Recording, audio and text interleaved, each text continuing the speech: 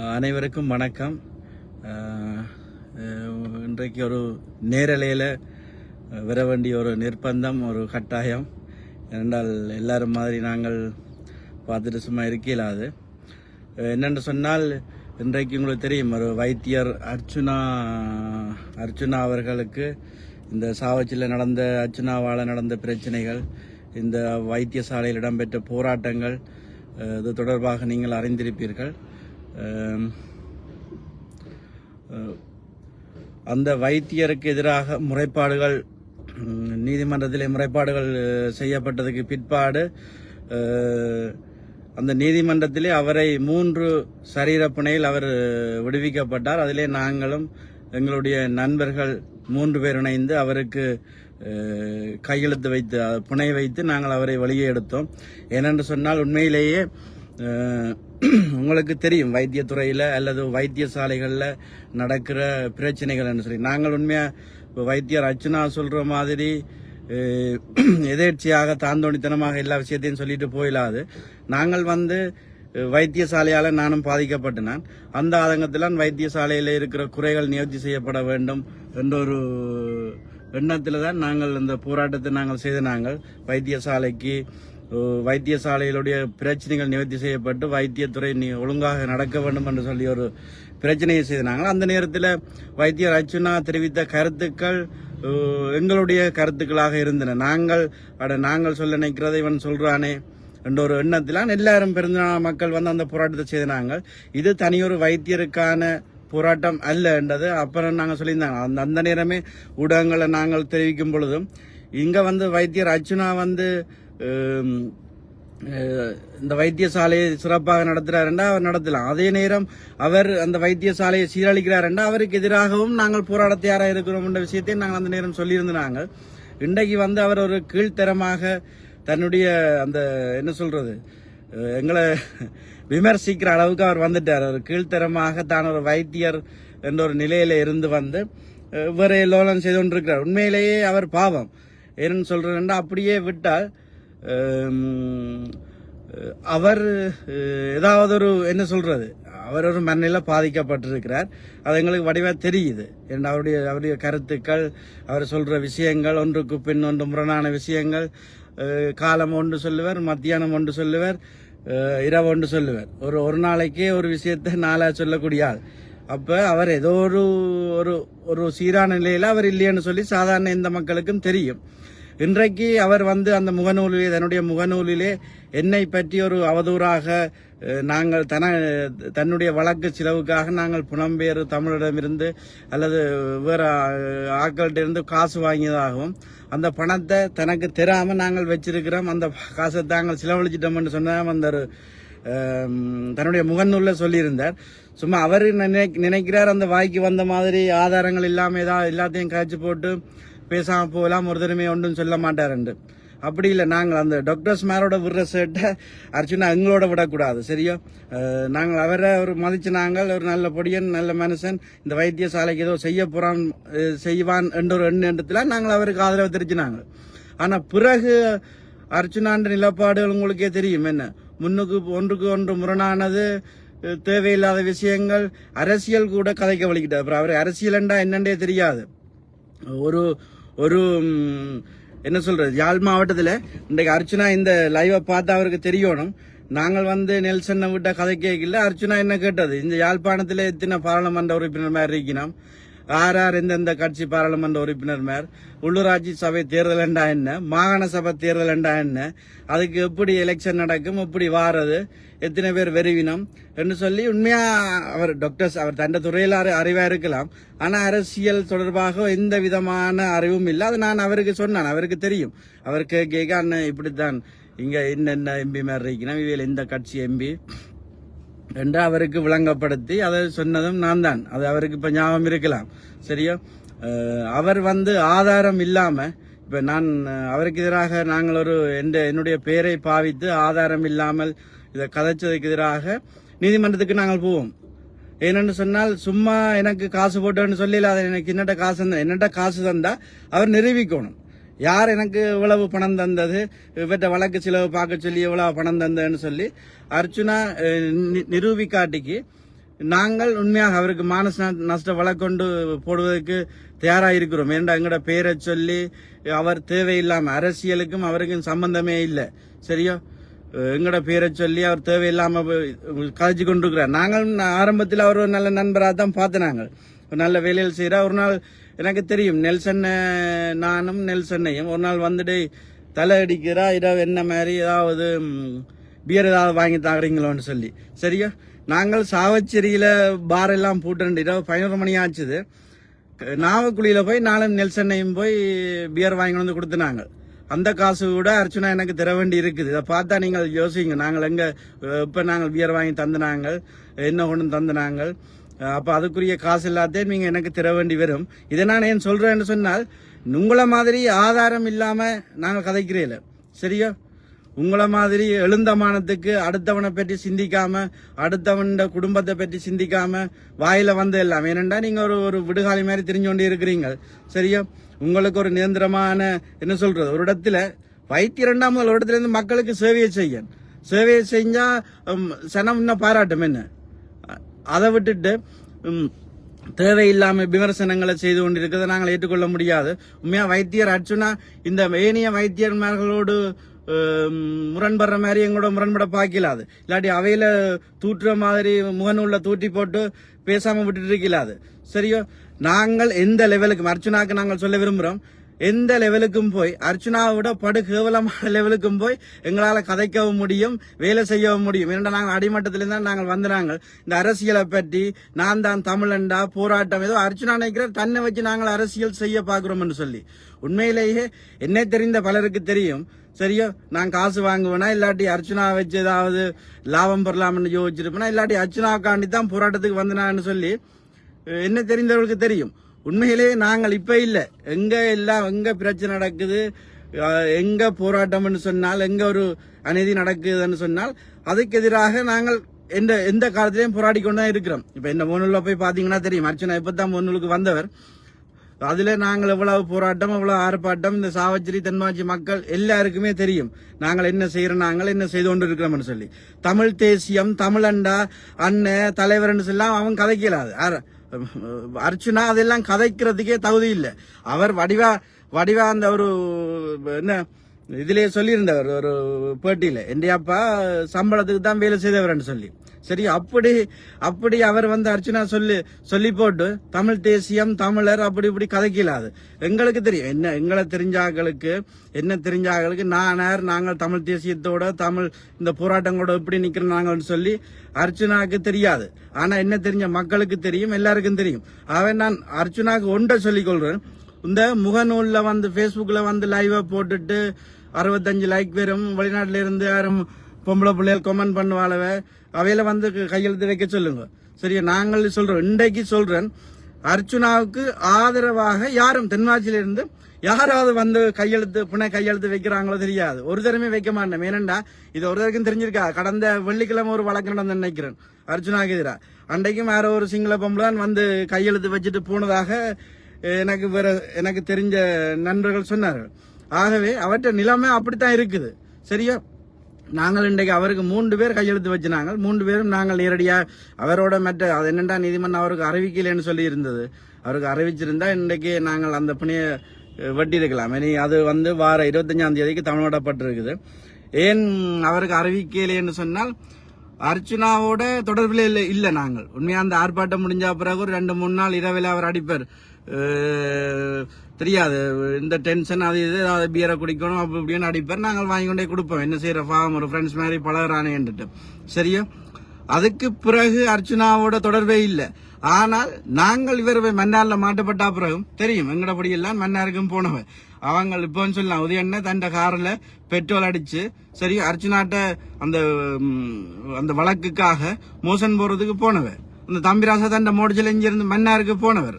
சரி, அப்படித்தான் எல்லாரும் வேலை செய்யுது. ஈவன் அர்ச்சுனா வந்து என்ன நினைக்கிறாருன்னு சொன்னா, இப்ப நாளைக்கு அர்ச்சுனா ஏதாவது எங்கேயாவது தப்பி ஓடிட்டு இல்லாட்டி ஏதாவது ஒரு பிரச்சனை வந்து பிணையாளிகளுக்கு பிரச்சனை வந்தா அர்ச்சுனா சொல்லுவார், நானா வந்து வைக்க சொன்னேன். தவிர தன் யார் கிஷோர் யாருண்டே தெரியாது, தங்கடவாளில் வந்து புனை வச்சவ. அப்படித்தான் அர்ச்சுனா சொல்ல பார்ப்பார். ஆனால் இப்ப இந்தியா நிலைமை நீங்கள் அந்த வெளிநாடுகளில் இருக்கக்கூடிய நண்பர்கள் இந்த முகநூல்ல மட்டுமே பார்த்து இல்லாட்டி அர்ச்சுனா போடுற பதிவுகளை மட்டுமே பார்த்து கருத்துக்கள் இருக்கிற நண்பர்களுக்கு நான் ஒன்றை சொல்லிக்கொள்றேன். ஏன்னா யாழ்ப்பாணத்தில் அப்படி நிலைமை இல்லை. நாங்கள் இங்கே இருக்கிறோம். யாழ்ப்பாணத்தில் அர்ச்சுனாக்கு என்னன்னு எல்லா ஜனத்தையும் தெரியும்.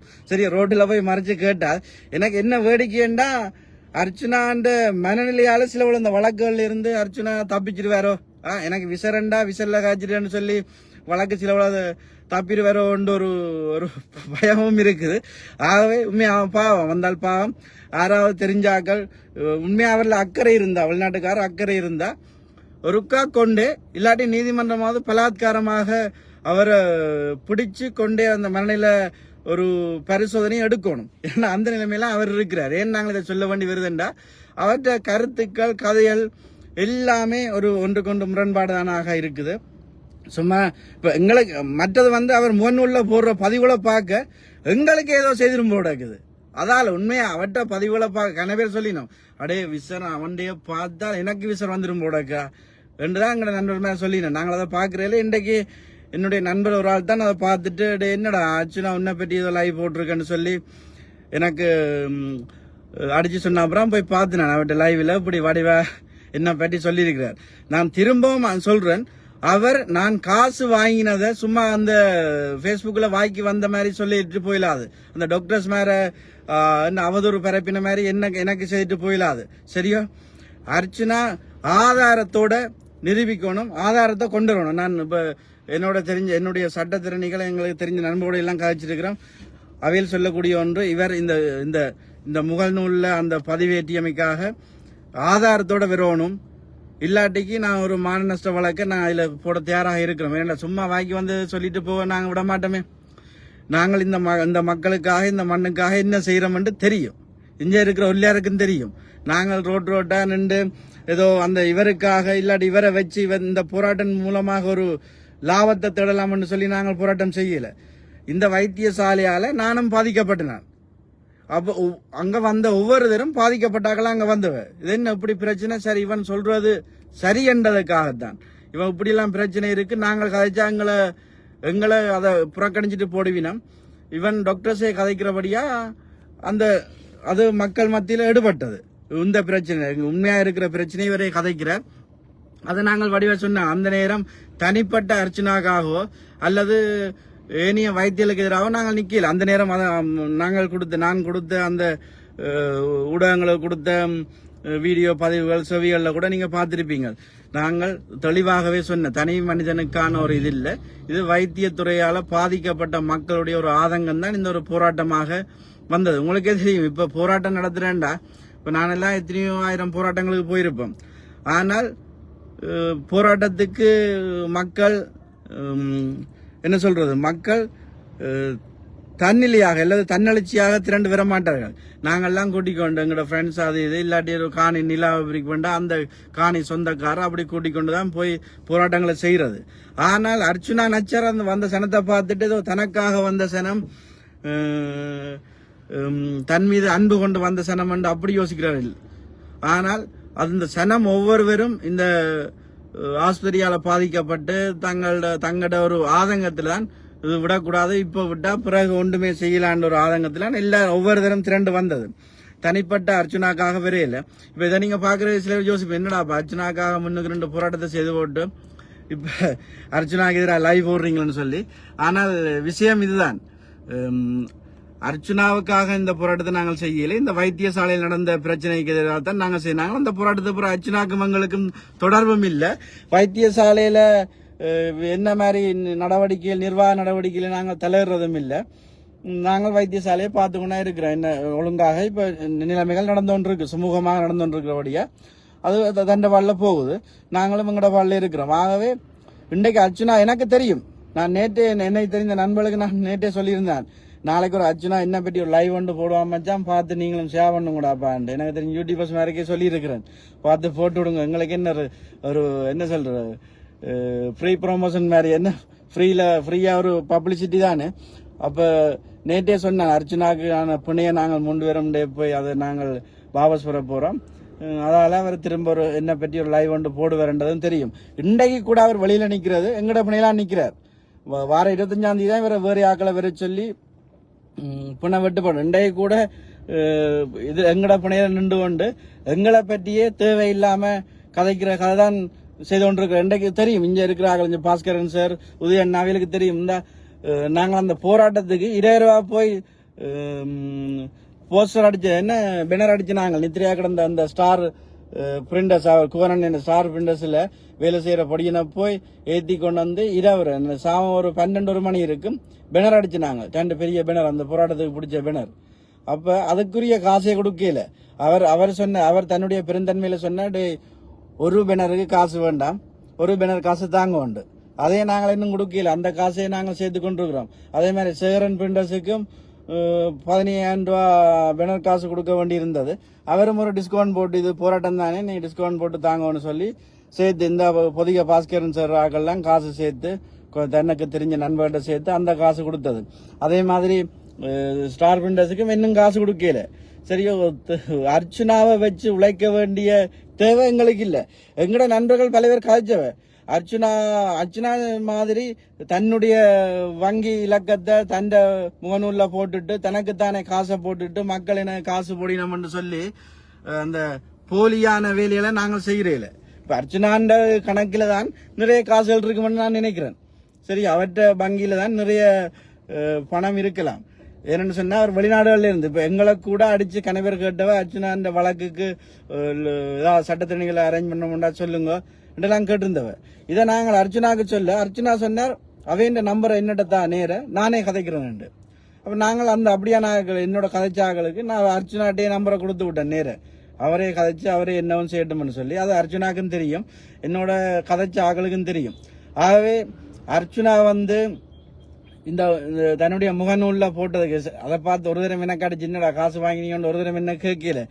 அவன் ஏதோ போட்டிருக்கான்டா உன்னை பற்றி அப்படித்தான் எல்லாரும் சொல்லினமே தவிர யாரும் என்ன காசு வாங்கியிருப்பேன்னு சொல்லி ஒரு எல்லாருக்கும் தெரியும், நம்ப மாட்டினோம். ஆகவே அர்ச்சுனா பகிரங்கமா அந்த தன்னுடைய முகநூல்ல போய் திரும்ப ஐயோ மன்னிச்சு கொள்ளுங்க கிஷோர், எல்லாரும் மன்னிச்சு கொள்ளுங்க, நான் ஒரு விசல் அதை போட்டுட்டேன், காசு வாங்கினது அப்படி என்று சொல்லி போட்டுறேன்னு சொல்லி பகிரங்கமா மன்னிப்பு கேட்டா அவரை அப்படியே விடலாம்.